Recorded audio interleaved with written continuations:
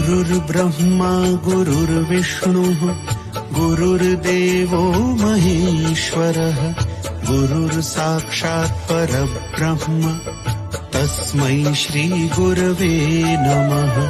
गुरुर्ब्रह्मा गुरुर्विष्णुः गुरुर्देवो महेश्वरः गुरुर्साक्षात् परब्रह्म तस्मै श्री गुरवे नमः।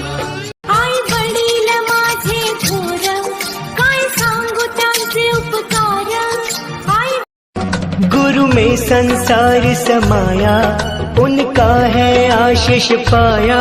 प्रभु ने खुद से भी ऊंचा गुरु का है स्थान बताया। ये गुरुवर तो ज्ञान के सागर है, इनसे ही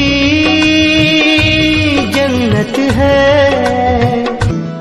हिरव्याशा छाये खाली आभाळाच्या माये खाली जिव्हाळ्याची साध घाली रे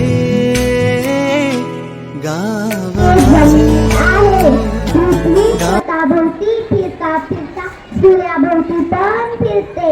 त्यामुळे पृथ्वीवर हिवाळा पावसाळा आणि उन्हाळ्यात इत्यादी ऋतूंची निर्मिती होते। मला पृथ्वी खूप आवडते। गुरुजी, जीवन क्या है? बेटा, अगर आपके जीवन में गुरु नहीं तो जीवन संघर्ष है, और गुरु है तो जीवन एक खेल है। और गुरु के द्वारा दिया गया ज्ञान पूरी तरह से प्राप्त कर लेते हैं तो जीवन एक उत्सव है। यह सुनकर वह शिष्य पूरी तरह संतुष्ट नहीं हुआ और यह बात गुरुजी को समझ में आ गई। तो गुरुजी ने कहा, बेटा, मैं तुम्हें एक कहानी सुनाता हूँ। एक बार एक आश्रम में 3 शिष्यों ने एक गुरुजी से शिक्षा प्राप्त करने के बाद बड़ी विनम्रता से पूछा, गुरुजी, आपको गुरु दक्षिणा में क्या चाहिए? एक थैला भरकर सूखे पत्ते ला सकोगे? यह सुनकर सभी शिष्य चौंक गए और मन ही मन सोचने लगे कि गुरुजी ने कितना आसान काम बताया है। इन सूखे पत्तों का क्या मूल्य और क्या महत्व। और वो जंगल में सूखे पत्ते इकट्ठे करने चले गए। वहां जाकर उन्होंने देखा तो उन्हें थोड़े से सूखे पत्ते दिखे। वो सभी हैरान हो गए, आपस में बात करने लगे कि जंगल से सूखे पत्ते कौन ले गया। अभी उन्हें एक किसान दिखा। तब शिष्य ने किसान से पूछा, हम यहाँ सूखे पत्ते लेने आए थे, लेकिन यहाँ तो थोड़े से सूखे पत्ते हैं, क्या आपके पास और सूखे पत्ते हैं? नहीं नहीं, मैं आपकी मदद नहीं कर सकता। मैं तो पहले ही सूखे पत्ते इकट्ठे करके उन्हें खाना बनाने में काम में ले चुका हूँ।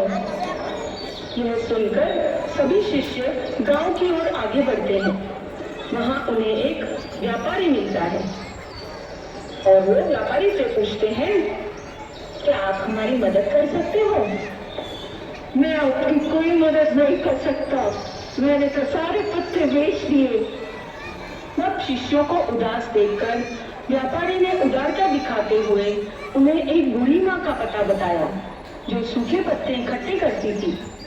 बड़ी उम्मीद से सभी शिष्य उस बूढ़ी माँ के घर तक पहुँचे और उनसे भी सूखे पत्ते देने के लिए विनती की। बेटा, मैंने तो इन सभी पत्तियों से अलग अलग दवाइयाँ बना ली है, मैं तुम्हें कोई मदद नहीं कर सकती। सभी शिष्य पूरी तरह निराश होकर एक मुट्ठी पत्तियां लेकर आश्रम में पहुंचते हैं। गुरुजी कहते हैं, ले आए हो गुरु दक्षिणा? गुरुजी, हमें क्षमा कीजिए, हम आपकी इच्छा पूरी नहीं कर पाए। हमें लगा था कि सूखी पत्तियां तो यूं ही आसानी से मिल जाएगी, लेकिन हमने देखा कि इन पत्तियों का लोग अलग अलग जगह अलग अलग तरह से उपयोग कर रहे हैं। गुरुजी मुस्कुराने लगे और उन्होंने कहा, ये जो मुट्ठी भर सूखी पत्तियां आप लाए हो, ये मुझे दे दो, इनका भी बहुत बड़ा महत्व है, यही मेरी गुरु दक्षिणा है।